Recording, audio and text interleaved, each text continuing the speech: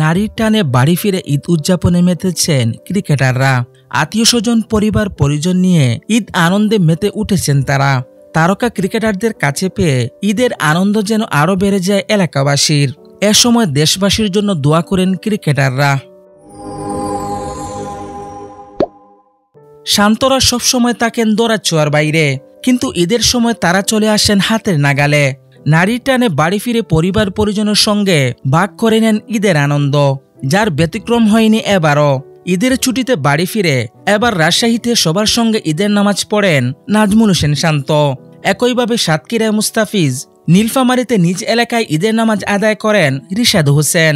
এ সময় এলাকাবাসীর সঙ্গে শুভেচ্ছা বিনিময় করেন তারা। দেশবাসীকে জানান ঈদের শুভেচ্ছা। শান্ত বলেন, সবার আগে ফ্যামিলিকে একটু সময় দেওয়া, এলাকার মানুষের সঙ্গে একটু সময় কাটানো, পাশাপাশি বন্ধু বান্ধব তো আছেই, সবাইকেই একটু একটু করে সময় দিতে হবে। এর পাশাপাশি মুস্তাফিজ বলেন, সবাইকে ঈদের শুভেচ্ছা, ঈদ মুবারক। সবাই ফ্যামিলি নিয়ে সুস্থভাবে ঈদ পালন করেন, এই দোয়া করি।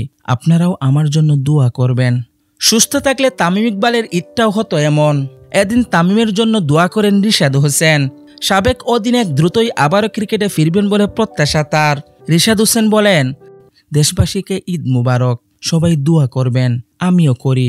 তামিমের সুস্থতা কামনা করছি, যেন দ্রুত উনি মাঠে ফেরেন। দেশবাসীর কাছেও দোয়া চাই।